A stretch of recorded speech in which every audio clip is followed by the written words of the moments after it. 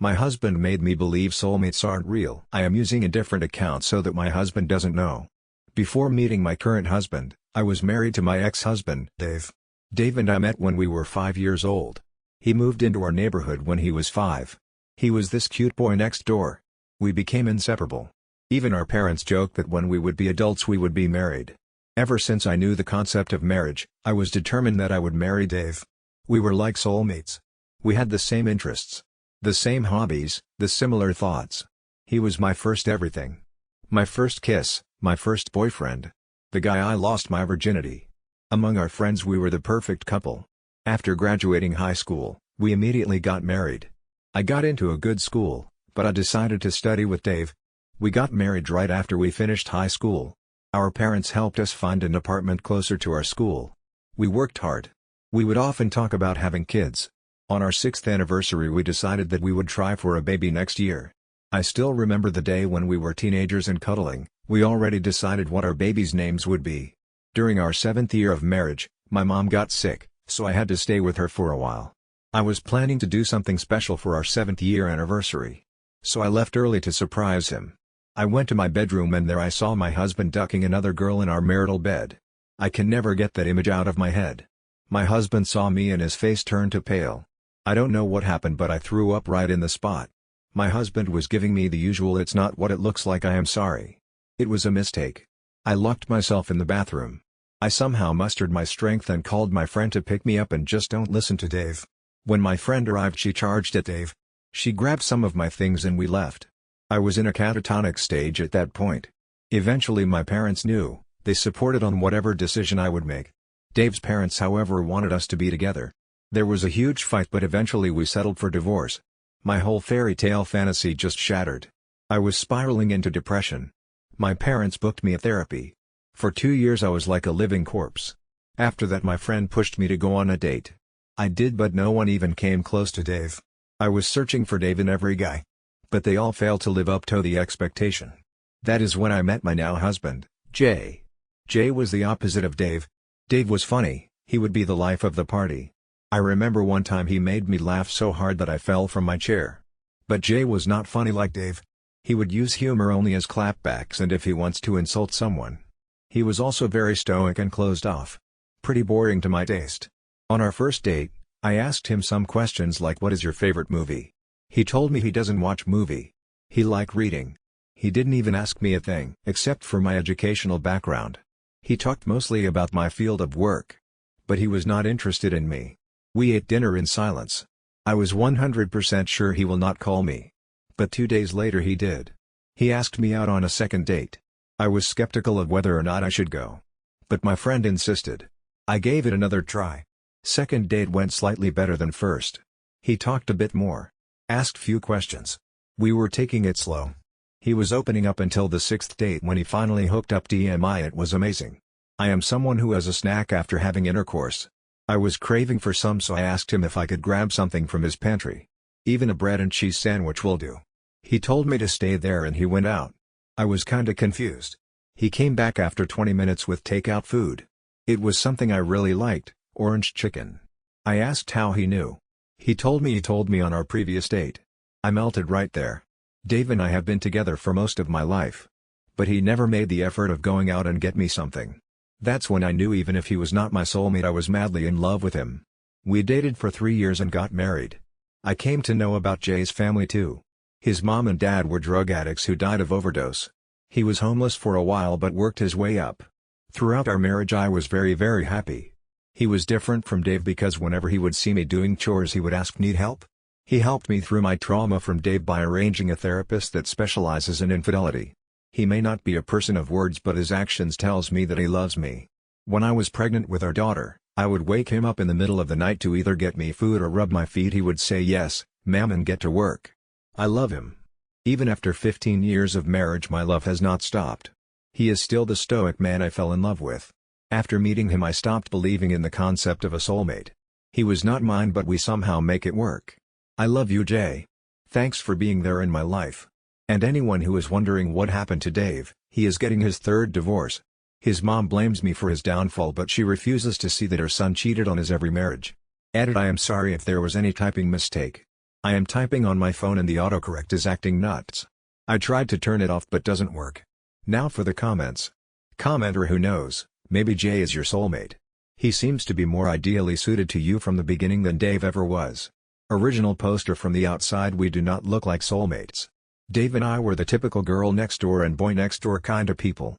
Jay was more closed off. Initially when I was dating him he was really rude in my opinion. He also has a bad temper towards people who screw up. But other than that he is good and kind. He helps those who genuinely needs help. Commenter: after reading this, all I can say is fuck Dave metaphorically and fuck Jay literally, in several positions, then have a nice dessert. I'm glad to hear you are happy. Hope you, Jay, and your kiddos have many, many more happy years ahead of you. Original poster: fuck Jay literally, in several positions, then have a nice dessert. I have been doing that for 18 years lol. And he still gets me snack. 3 Commenter: his mom blames me for his downfall because it can't be the fault of her ducking child being an immoral faulty human being, could it? I am poly, I have a different attitude to intercourse around a relationship, but promises are promises regardless, commitment is commitment no matter what flavor, and Dave is clearly emotionally incomplete. I never believed in soulmates, from childhood, but you know when it works, when it's right, you just had to have a trial marriage to refine your definition. Original poster: according to his mom, he was devastated when I wanted divorce. She tried to convince me to stay with him even after knowing he so cheated. She was angry at me and my parents when I said no. She blames me because she thinks that if I had stayed her son would not have become a serial cheater because I could fix him. His other marriage failed because he was a mess because of me. Not because he was ducking other people on the side. Commenter: Dave was never your soulmate. Jay was. Just took time to find him, heart. Original poster: when I asked Jay about if he believes in soulmates he told me I don't believe that crap. It's just like horoscope. People believe in it because it makes them feel better. A lot of potential good relationships gets broken because of this crap. I was kinda devastated that he doesn't believe in soulmates. Can you believe in these 18 years, we have only said I love you only 5 times as far as I can count? I wanna say it more. Update 1: my husband 47M and I 46F have been together for 18 years and married for 15. My husband is not the type who always shows his feelings. He is very stoic, smiles on very few occasions and maintains a routine. Some even say that he is a robot. But I don't think so. I am someone who is very outgoing and completely the opposite of him. Before I was married to him, I was married to someone else who cheated on me. I used to say I love you a lot in my first marriage. But after my divorce, I had some sort of aversion to those words. Over the last 18 years, we have said I love you only 5 times.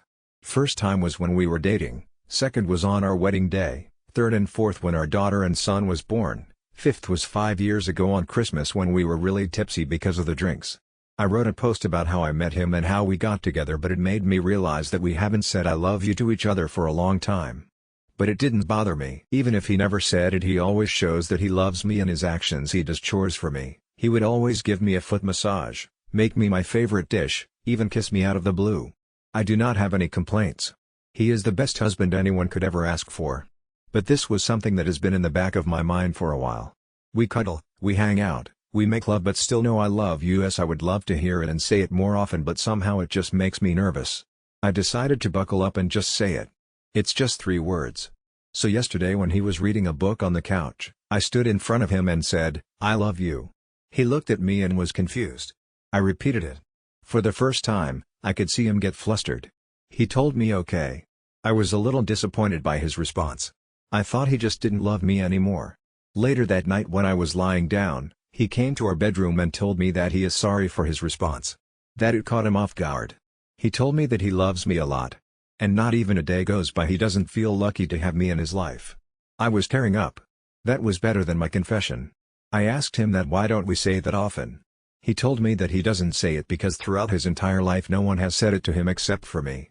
His parents were drug addicts who cared less for him. He had to start working since 14. He grew up in hardships, so saying I love you are weird for him.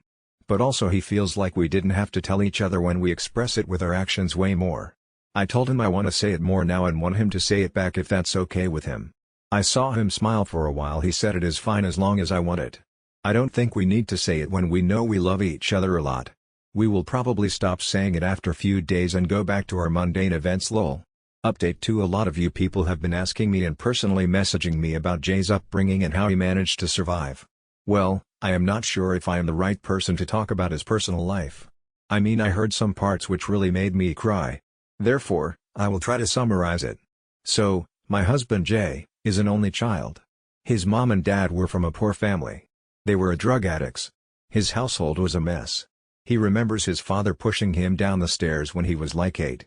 Jay mostly grew up with his grandfather, his mom's dad. As far as I know, his mom was not allowed to come to his grandfather's house. Jay mostly spent his weekdays at his house. His mom and dad didn't care. They were always high and have odd visitors. His grandfather taught him a lot of things, like handling tools, woodwork, electric repair stuff. Ever since he was little, with some advice from his grandfather, he learned that his parents are very useless. He has to survive on his own.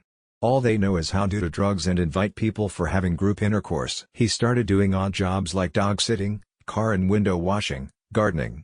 He also tutored from time to time. Shortly after, his parents died of overdose. He became a permanent resident of his grandfather's house. He worked so that he could afford to go to college. His grandfather had little money for him. But it wasn't enough. He thought about joining the army at 18, but he failed the physical test. When he was 17, his grandfather died of heart attack. His grandfather lived in a rented house, so Jay couldn't live there anymore. He was forced to live in a homeless shelter throughout his high school. He even got bullied and got in trouble for standing up for his bullies. But since he was a good student, he didn't face serious repercussion. He left the homeless shelter when a pastor from their local church took him in. He knew Jay because he worked in the church for a while. The pastor was a nice guy. He funded his living and also helped him get a scholarship to a good university. Jay studied fiancé and business. His entire childhood, he lived in poverty. So, he was obsessed with learning how to make money. He made some connections which landed him a good part-time job during his final year. I met Jay through my friend. She worked in the same company as him. He worked as an investment banker at that time. And the rest you all know. This is pretty much it. I understand why he is so stoic and doesn't show his emotions. I once asked out of curiosity that he saw the harsh reality of life, but still, how does he manage to stay good? He once told me about this couple whose children he used to tutor. They were a really happy family in his eyes. The husband loved his wife. He mentioned that the husband would always have a hand on his wife's body as a form of affection. Their children were also well behaved and had a good childhood. From that moment he knew he wanted a family like that. Because he never had a complete family. But he was sure that somebody would not be able to love him because he doesn't know how to show love. Throughout his entire childhood he has only seen his parents fight and cheat on each other in front of each other. That really destroyed his perception of love. If it wasn't for that couple, he probably wouldn't believe that there are people in this world who can love each other for life. It is a little wrong of me to say he displays no emotions. He does, but on rare occasions. I remember the day our daughter was born. Jay held her and cried loudly. He kept repeating, "I will protect you. I never leave you." He did say "I love you" to both me and her. Same thing happened when our son was born. I mean, it gave me an idea to just pop out baby so that I can see his emotional face, haha. But anyways, I know he does love me and our little family. He always holds me tight whenever we are cuddling. He is really good with my parents. My parents also adore him. Sometimes, it just makes me cry knowing that he has been through a lot and I have lived such a sheltered life. Sometimes, I feel like I don't deserve him because he is very kind and a good person. Also, yeah, we do say "I love you" a lot more now. Update 3: I just wanted to give big thanks to everyone for who has been kind and supportive. I cannot imagine that so many people will come through because of my post. A lot of you suggested therapy. TBH I did in the past, but my husband brushed it off by saying his past rarely bothers him. Thanks to people in Reddit, I suggested him some articles on PTSD and childhood trauma. He studied for a bit and found a therapist for him to help him with his trauma. He only had 2 sessions till now. Few days ago he came home from work and I went to greet him like usual. He pulled in for a big hug and started sobbing. I told him it's okay. We went to our bedroom where we sat down and talked. He told me that he was sorry for being so ice cold all these years. He opened up more and said he was afraid to confront his demons, so he just kept them back in his head. He had trouble expressing how he felt. He felt guilty that he didn't say he loves more often. I am just paraphrasing what he told me: "I love you with all my heart." I know I don't say it, but I feel it every day and every moment. I am sorry for taking away all those years from you, for not expressing my love for you. Words cannot express what you actually mean to me. You gave me my kids, made my house a home. I never had that growing up. I always wanted that and you made it happen. I am sorry that I was so cold and never said "I love you" more. Because I do. I love you a lot. I want to make it up to you. I don't want to waste another second of my life burying those emotions anymore. It feels good to see him vulnerable first time in his life. I cried with him that night. We talked a lot about our marriage and the times we spent. It was a real bonding experience. From that day on he has been really attentive towards me. He would always come home as early as possible to simply have more time with me. We cuddle a lot and also make love. Except this time it feels new and different. Like a newfound love. He has been saying I love you to my kids. My son is confused and my daughter just said, "Dad, you are weird." He is thinking about planning a trip for just two of us because it has been really long since we had went on a trip alone. So thanks Reddit. You gave me a new version of my husband and probably strengthened my marriage with him. Not that there was problems, but I hope my husband would not be so haunted by his demons now.